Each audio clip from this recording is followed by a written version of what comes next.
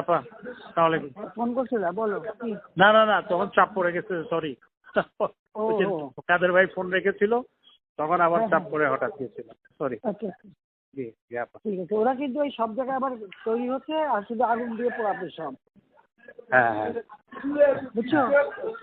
জি আপা, আপনি সুগার কাদের টুগার ভাইকে সব যেভাবে জায়গায় নির্দেশ করো। জি জি হ্যাঁ না, সব আমাদের লোক থাকতে হবে, আর ওরা তো আগুন দিয়ে পোড়াবে, তো ওদের বাড়ি গাড়ি আছে, আর সেগুলো পাবলিক দিয়ে পোড়াবে, আর কি করবে? জি জি জি জি তাহলে অন্য কিছু করে লাভ নেই, তোরাও পোড়াবি আর আমরা পোড়াবো। জি রাইট, এটাই ঠিক পড়টাই। হুম, জি জি আপা। আমরা এখন ওই কাদের ভাই আছে, কাদের ভাই দিব জাস্ট একটা গায়েবানা জানাজা পরে আমরা চলে আসবো, যেহেতু প্রোগ্রাম দিয়ে দেওয়া হয়েছে, সেই জন্য জাস্ট একটা গায়েবানা জানাজা পরে আমরা 10 মিনিটের মধ্যেই চলে আসবো ওখান থেকে, যার যার গন্তব্যে মহল্লায় মহল্লায় চলে না, যাবে, যার যার এলাকায়, যার যার এলাকায় চলে যাবে, রাইট। হ্যাঁ সেই বিভিন্ন এলাকায় লোক লোক ঠিক করা এবং সেই করা, হ্যাঁ সব নেতা কমিটির ওভাবে ব্যবস্থা করা। জি। কাদের ভাইকে আমি একটু দিচ্ছি, আপনি হুম। প্রত্যেকটা এমপিকে ডাকো, খবর দাও, প্রত্যেক এলাকার জি যার যার পরিষদ দিতে হবে। জি না, ওই যে তোমার সেতু ভবনে আবার আগুন লাগাচ্ছে, আমি একটা র্যাব পাঠাচ্ছি, আর আমি বলছি যে যেখান থেকে গ্যাদারিং আছে সব জায়গায় র্যাব দেবে। আর ওরা আগুন দিচ্ছে, ওদের বাড়িঘর আছে না, এখন আর বসে থাকার সময় নেই। আমাদেরও বাড়িঘরে আগুন দিচ্ছে, ওদেরও বাড়ি ঘরে আগুন পাবলিক দেবে। ওদের ব্যবসা প্রতিষ্ঠান কি কি আছে খুঁজে বার করুন। আজকে তাদের একটাই কাজ, সব জায়গায় বসে থাকবে আর খালি আগুন দেবে। কিছু আগুনের ব্যবস্থা আমাদের রাখা দরকার, ওদের আর সেটাই পুলিশ কমিশনার সে কথাই বলবো।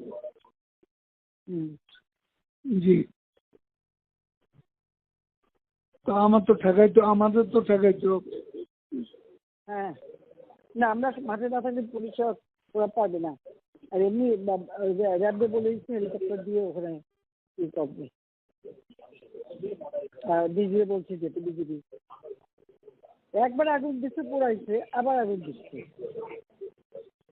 এগুলো কেউ চোখে রাখে না এই দেশে। আমার এই যে অবাক লাগে। না, ওই তো পদ্মা সেতু করছে, তো ওই জন্য সেতু ভবনের উপর এত না, পদ্মা সেতু তোমার টোল প্লাজা পুরাই তো একেবারে ছাই করে দিচ্ছে, মেট্রো রেল করছে, সব জায়গায় তো কোথায় না আগুন দিচ্ছে তারা। বিটিআরসি ভবন পোড়াইছে, বিটিভি ভবন পোড়াইছে, মানে বাংলাদেশটা যে উন্নতি করছে, এখন যা যা করছে সব ধ্বংস করছে।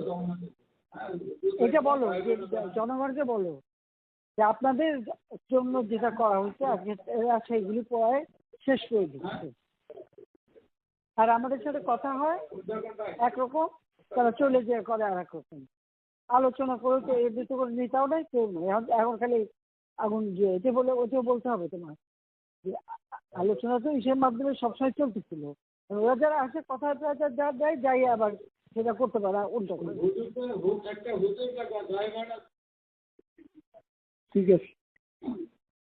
আগাগুলোই তো কথা বলতেছে, বিজেপির সাথে সবসময় তো যোগাযোগও আছে, কথা বলছে, বললে কি হবে? ওরা তো এদের আসলে কোনো ইয়ে না, ওরা কথা থাকে না। এরা একটা কথা বলে পরে রাখতে পারে না, উনি যে আর একটা হয়ে যায়। এদের পরামর্শদাতা ফরাদ মাজার, তারপরে যে তোমার আসিফ নজরুল, শহীদুল আলম,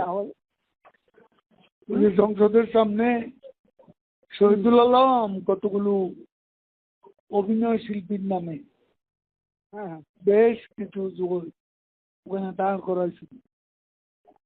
পরে আমাদের লোকজন প্রেশার দিয়ে ওই যে পুলিশ এদের হটাইয়া ওদিকে বের করে পান লেগে। ভালো না, তা অভিনয় যেটা নিয়ে দাঁড়িয়েছিল দাঁড়িয়ে থাকতো, ওদের আর কি করার কিছু নেই, দাঁড়িয়ে থাকতো। ওগুলা সংখ্যায় বাড়তেছে, দাঁড় করাইয়া এরপরে সংখ্যায় বাড়তেছে। ও আচ্ছা, এই জন্যই একটা দুরভিযোগ। শহীদুল আলম ইনভলভ তো। হ্যাঁ হ্যাঁ, কাজে ওটা অত আমেরিকা, ওটা তো বুঝে বুঝে যে আমেরিকা পুরো ইনভলভ।